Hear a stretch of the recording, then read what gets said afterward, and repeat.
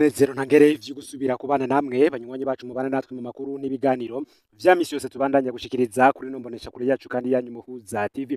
Uyu ni umwanya tugiye kubageza ko amakuru biriko biravugwa bigezwe ku ngaha mu gihugu c'u Burundi, akaba ari amakuru tuza kugaruka cane ku biriko biravugwa mu bisata vyinshi bitandukanye, cane ariko tukaza kwibanda ku biriko biravugwa mu gisata ca politike, aho tuza kugaruka ku biriko biravugwa ku bategetsi babiri bakomeye ngaha mu gihugu c'u Burundi, aribo umukuru w'igihugu c'u Burundi Nyenicubahiro Evariste Ndayishimiye ndetse n'umushikiranganje wa mbere wa leta y'u Burundi ariwe Gervais Ndirakobuca.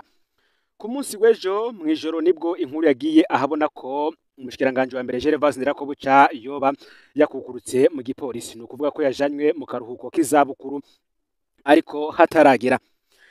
Iyi nkuru ija ahabona benshi bajije vyinshi cyane kubirabana n'icatumye umukuru w'igihugu Perezida Evariste Ndayishimiye ashira mu karuhuko k'izabukuru umushikiranganje wa mbere Gervais Ndirakobuca mu gipolisi hataragera. Ivyo bikaba biri mu itegeko ry'umukuru w'igihugu nimero 100/59 ryashizweko umukono ku igenekerezo y'icenda Rusama uyu mwaka w'ibihumbi 2025. Benshi bacumva ibi vyose hari ibibazo bibajije, bamwe bati ese koko nawe yobagiye kuba nka Perezida Ndayishimiye, ko Ndayishimiye ari we wakuwe mu mbanga kugira ngo ahabwe umugambwe CNDD-FDD mu mwaka w'ibihumbi 2016 bikozwe n'umuhisi Petero Nkurunziza kugira ngo azahagararire umugambwe mu matora y'umwaka w'ibihumbi 2020.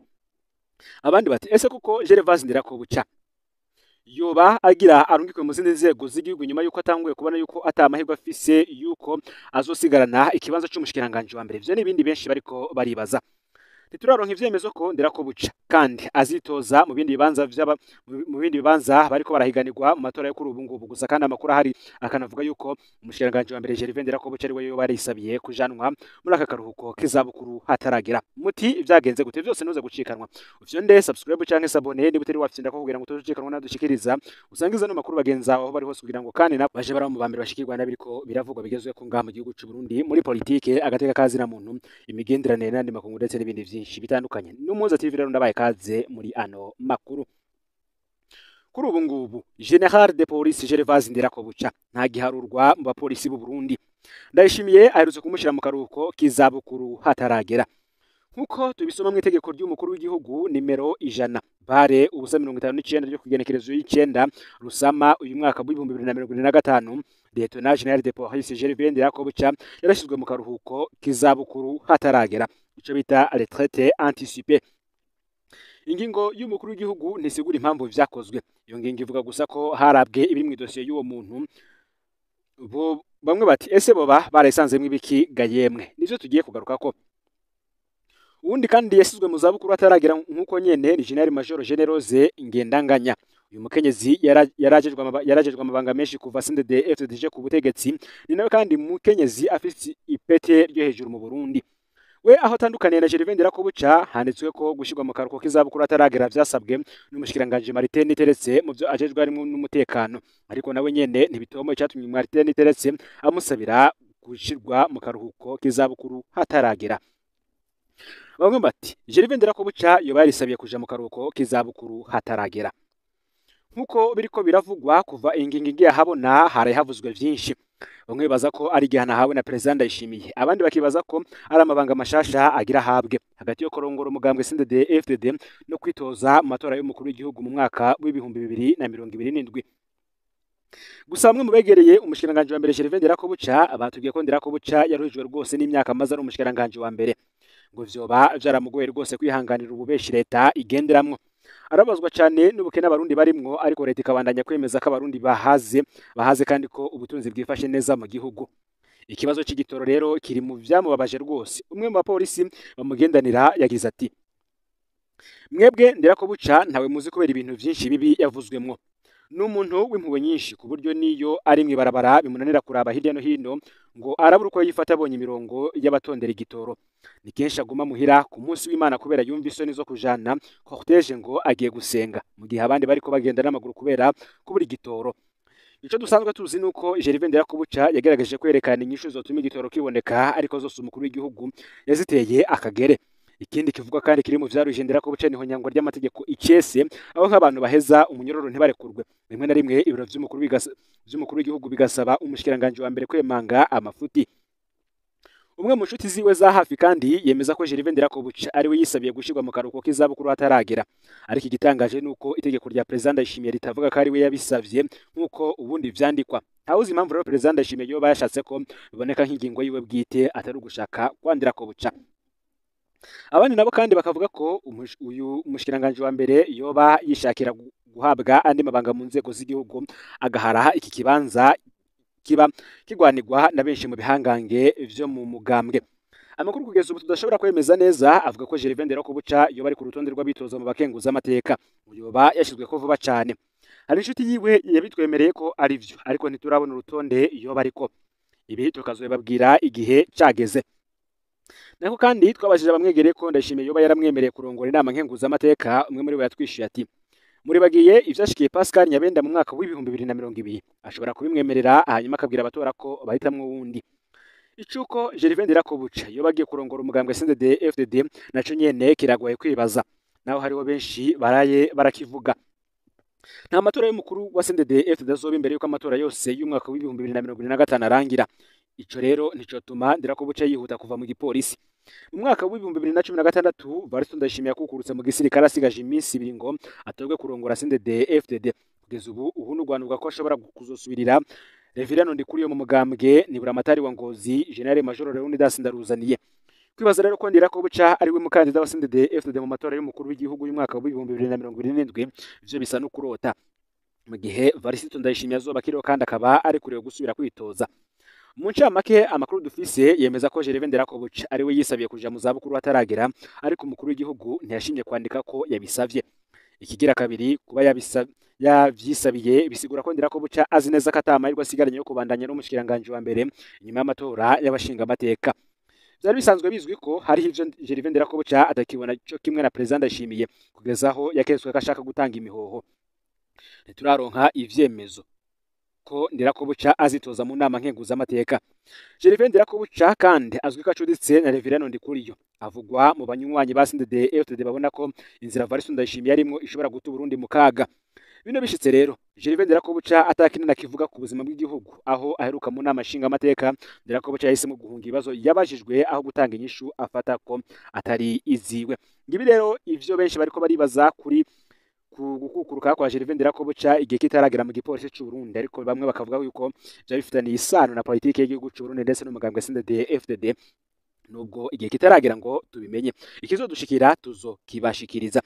Nimwe kandi tugiye kubageza ko nubundi amabi y'imbonera kure muri kaminuza y'u Burundi ngentwaro y'igikenye ya Simoni Bazirutwabo.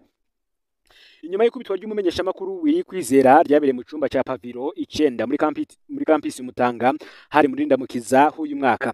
Twararonse ntaye nyinshi cyane ku mabakorerwa muri kaminuza y'u Burundi. Ayo mabi akorerwa cyane cyane abanyeshuri bahiga, agakorwa n'akarwi k'imbonera kure kitwa ko kajejwe umutekano muri kaminuza.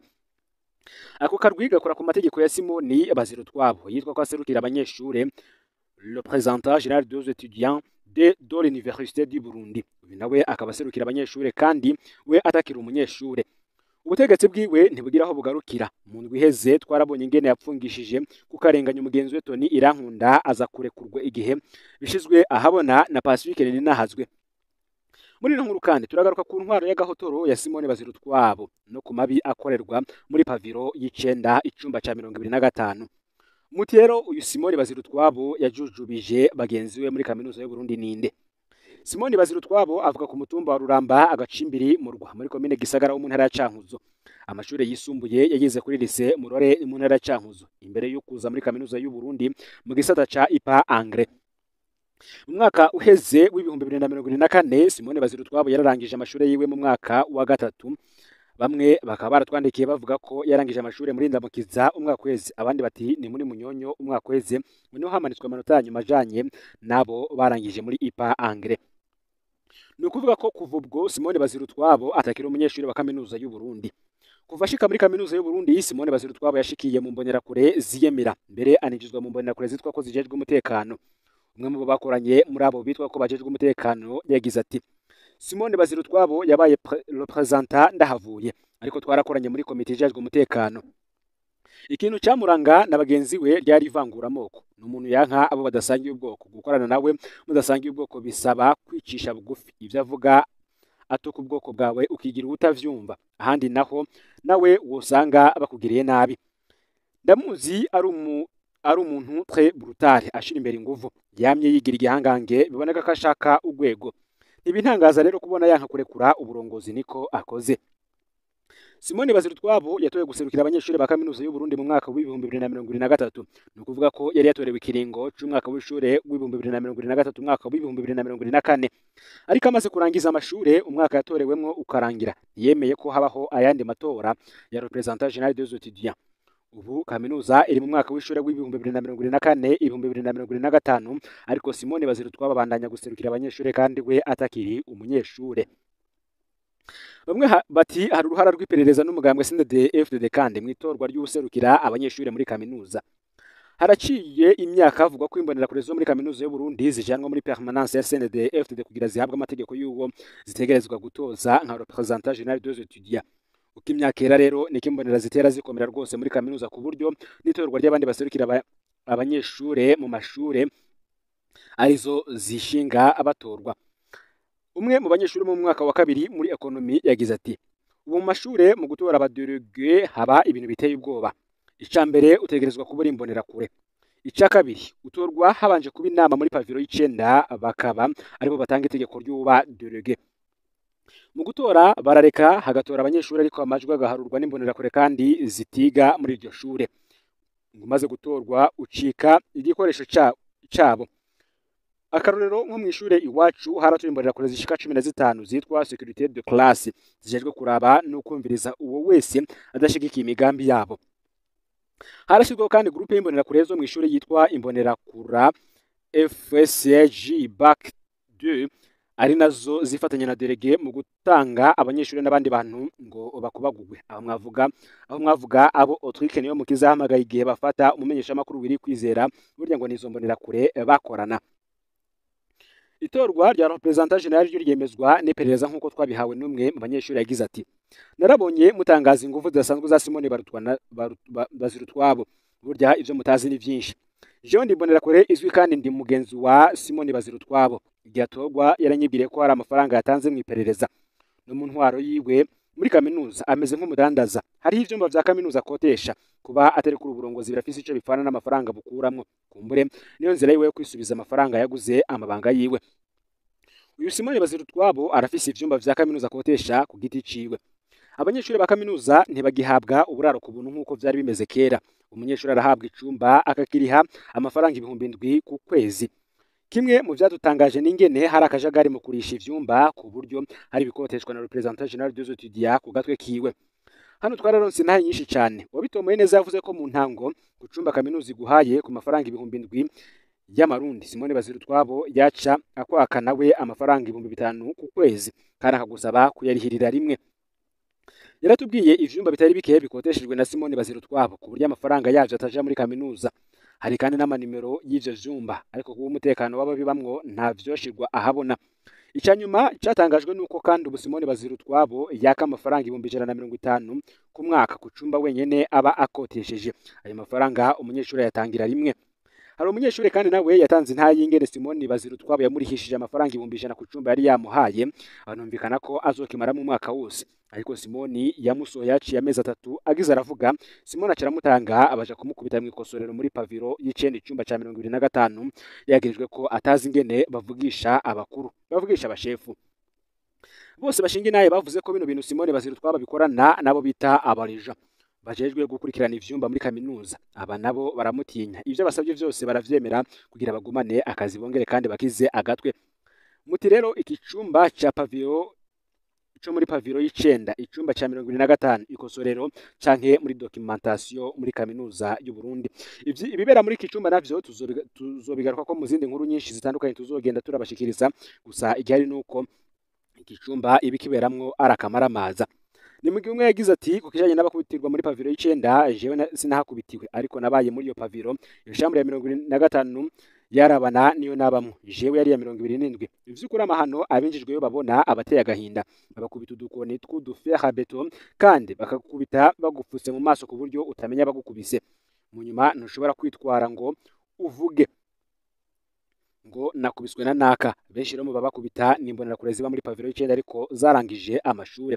Ngo rero amakuru yaragezwe ko muri kano kanya ufyonde subscribe canke s'abonner niba utari wafyonda ko kugira ngo utozocekanwa nadushikiriza usangiza no makuru bagenzi babo bose kugira ngo nabo baje barashikirwa n'abiriko biravugwa bigezwe ko ngaha mu gihugu c'u Burundi hanze y'imbibe z'igihugu c'u Burundi ndetse no mu makungu ya kure. Numpuza TV Imana ibahezagire mu bikorwa vyanyu vya misi yose muriko murakora.